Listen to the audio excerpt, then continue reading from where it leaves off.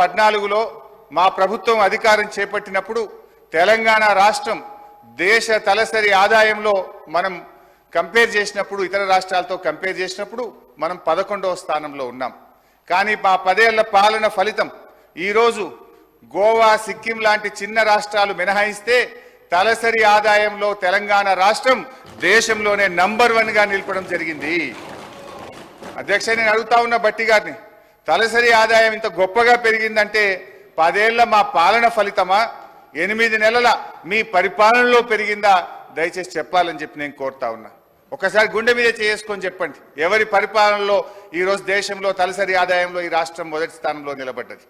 అధ్యక్ష, 4.5 లక్షలు లేని జిఎస్డిపిని 14.5 లక్షల పైకి తీసుకుపోయింది మా బీఆర్ఎస్ పాలననా, మీ 8 నెలల కాంగ్రెస్ పాలననా అని నేను అడుగుతా ఉన్నాను. అధ్యక్ష, 2014లో దేశ జీడిపికి తెలంగాణ కాంట్రిబ్యూషన్ 4.1% అయితే ఈ రోజు అది 5% పెరిగిందంటే ఇది 10 ఏళ్ల మా శ్రమ ఫలితమా, 8 నెలల మీ డ్రామా ఫలితమా అని నేను అడుగుతా ఉన్నాను. అధ్యక్ష, 2013-14లో 1,07,00,000 ఉన్న పంటల ఉత్పత్తిని 4 కోట్ల టన్నులకు తీసుకుపోయింది మా పరిపాలన ఫలితమా, మీ 8 నెలల పాలననా అని నేను అడుగుతా ఉన్నాను. అధ్యక్ష, మేం వ్యవసాయానికి ఏం చెయ్యకుండానే 4 రెట్లు ఎక్కువ పంట పండిందా? తెలంగాణ రాష్ట్రం వచ్చినాడు కరెంటు పరిస్థితి ఏంది? ఆనాడు ఏం పరిస్థితి? అడ్డు అదుపు లేని కరెంటు కోతలు, పారిశ్రామికవేత్తలు ఇందిరా పార్క్ దగ్గర ధర్నాలు, వ్యవసాయానికి అర్ధరాత్రి కరెంట్లు, గృహ అవసరాలకు పట్టబగలు కరెంటు కోతలు. కానీ 6 నెలల్లోనే పరిస్థితి చక్కదిద్ది వ్యవసాయానికి చాలినంత కరెంట్ ఇచ్చాం. 2 ఏళ్ల వ్యవధిలో అన్ని రంగాలకు నాణ్యమైన 24 గంటల కరెంట్ ఇచ్చిన ప్రభుత్వం మా ప్రభుత్వం కాదా? అధ్యక్ష, ఇవన్నీ చూస్తుంటే ఈ చెయ్యి పార్టీ వాళ్ళు కూడా చెవులలో పుష్పగుచ్చాలు పెట్టారని బట్టి గారి ప్రసంగం విన్నాక అర్థమైతా ఉంది. అధ్యక్ష, 5 దశాబ్దాల కాంగ్రెస్ పరిపాలనలో తెలంగాణ స్థాపిత విద్యుత్ సామర్థ్యం 7,778 మెగావాట్లు.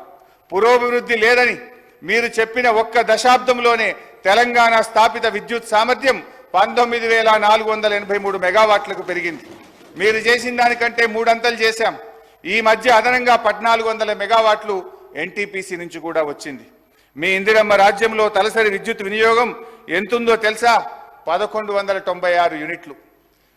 అనుకున్నంత అభివృద్ధి సాధించలేదని గౌరవ ఆర్థిక మంత్రి గారు చెప్పిన బీఆర్ఎస్ పాలనలో తలసరి విద్యుత్ వినియోగం 2,349 యూనిట్లకు పెరిగింది. అధ్యక్ష, ఇదంతా కాదు బట్టన్న స్పీకర్ గారు, ఇంత పెరిగింది అంత పెరిగిందని సరే లెక్కలు నేను చెప్తా, బుక్కులలో ఉంటుంది. కుల్లా మీరు ఒక్క 10 నిమిషాలు టీ బ్రేక్ ఇవ్వండి. నేను బట్టి గారు పోయి అసెంబ్లీ ముంగట గన్ పార్క్ మీద రోడ్డు మీద నిలబెడతాం.